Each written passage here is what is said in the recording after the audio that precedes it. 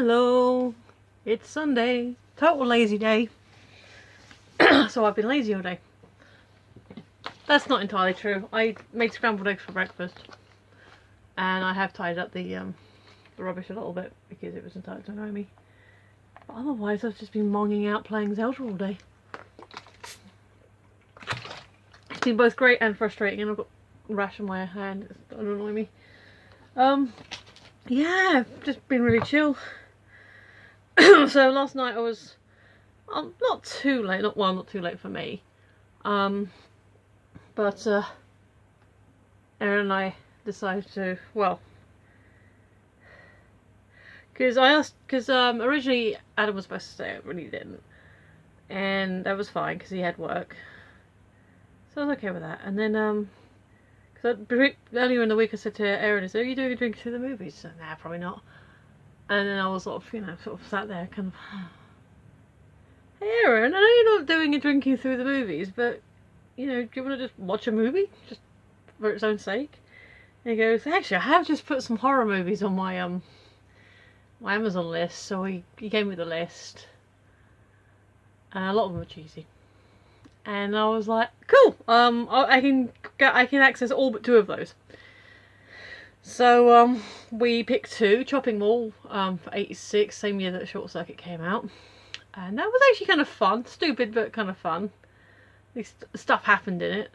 And then we watched one called Evil from the Sky or something. It was something with evil, and it was a basic plot of these aliens need young blood or young platelets to help them with their problems. Except the aliens were barely in it. There was a lot of softcore at the beginning with the teenagers, and then there was just these 2 old mechanics who turned out to be the bad guys, and it was just like really kind of started off a bit fun and silly, and then it got really kind of boring and horrible and dull. So yeah, don't recommend that. Chopping Mall I do recommend, because at least that was fun. Stuff happened. It was a bit cheesy, but you can sort of enjoy it. The second one not so much, because it didn't even have that good special effects, like, at all. I'm just trying to think, was there a singular special effect that it was practical, but nothing stand out, nothing that I would say that, oh, that was a really cool thing, or that is kind of unique to that film. Like, there was one where like a girl's hand got chopped off, but it's not an original effect. Heck, I could probably do that effect with a rubber glove and some wool. Okay, it'd be a funny coloured hand, but hey, jaundice. So, that's that. So tonight we might watch another film, but we haven't decided yet. Well, he hasn't decided yet. So basically I've been playing Zelda all day. I would have done a video earlier. There's no reason not to have done the video earlier, except I got an email from Amazon saying, "Hey, your thing will be here today." Awesome, because Sunday delivery wasn't here. I knew if as soon as I would sit down to record something, knowing my luck, that's when the door would go. Nope, nothing. So I'll probably get it tomorrow. It's fine. It's nothing too urgent. I got Chris's got the birthday presents. Birthday presents sorted out because it's 2 people's birthday today. It's the nephew's and it's the partner's.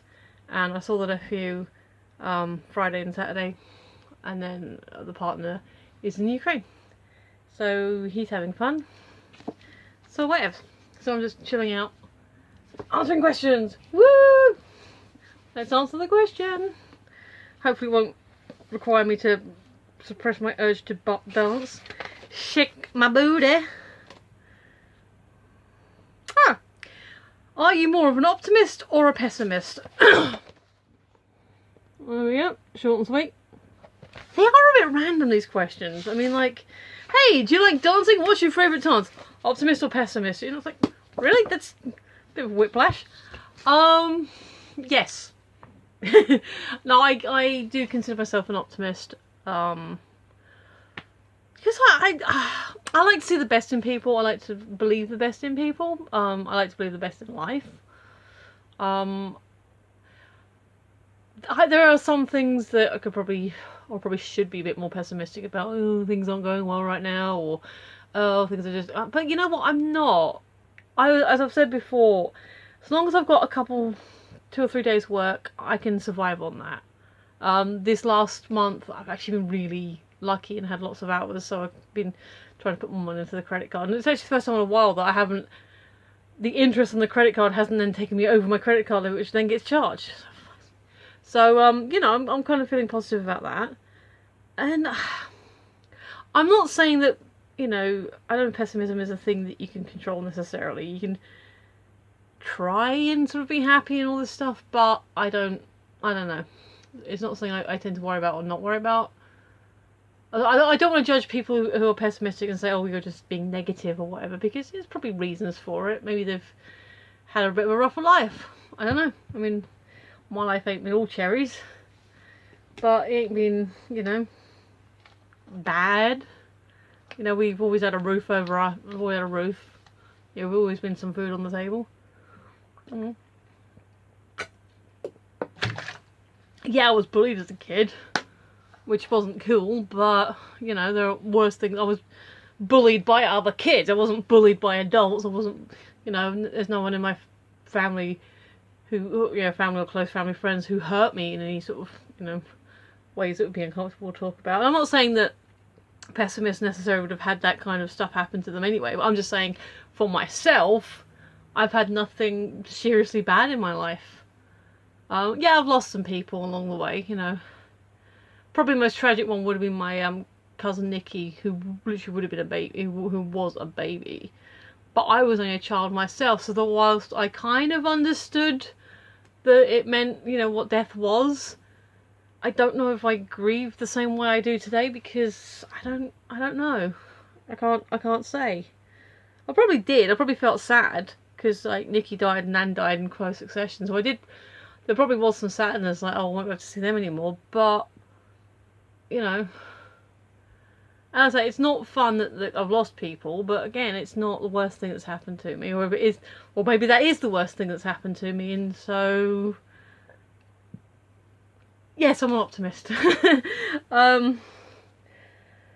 I think I've always said I'm kind of mostly, I'm kind of feel more related to Fluttershy, but I want to be Pinkie Pie.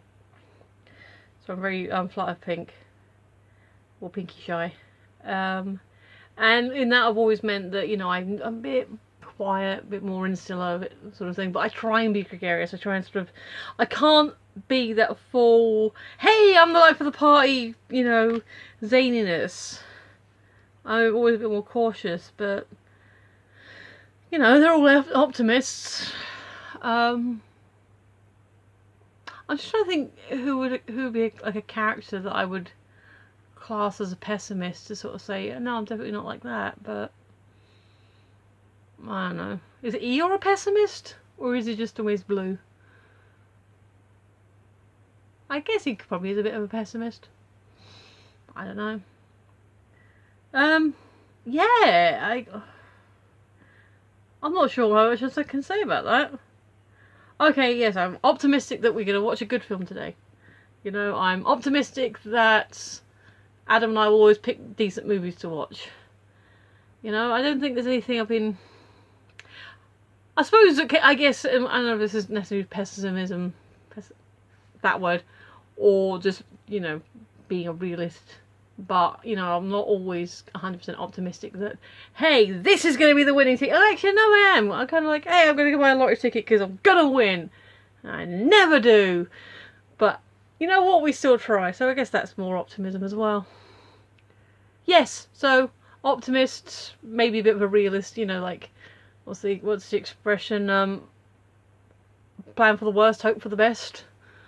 Or the other way around, you know, so I can take care of it. Actually, that reminds me, the latest Humble Bundle is all about, like, preparedness. Some of them have got, like, really cheesy titles, like Preparing for the Zombie Apocalypse, and, you know, Prepper's Guide to this and that. And, like, the Prepper's Guide thing sounds like it might be a bit too, you know, survivalist type, you know, gotta have your guns handy, gotta have your beans, gotta have all, you know, all this stuff. Like, But as a collection, there's like 20 books in there. It was like, actually, there's probably a lot of really useful stuff. There's one about doing knots, and there's one about, you know, how to survive in the wilderness and all this stuff.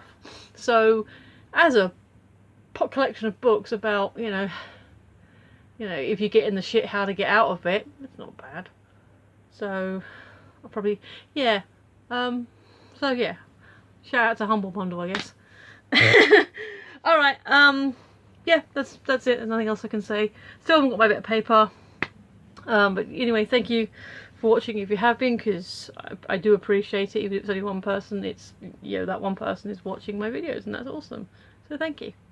But yeah, so I've been Michelle, you've been listening, and I will see you tomorrow. Bye!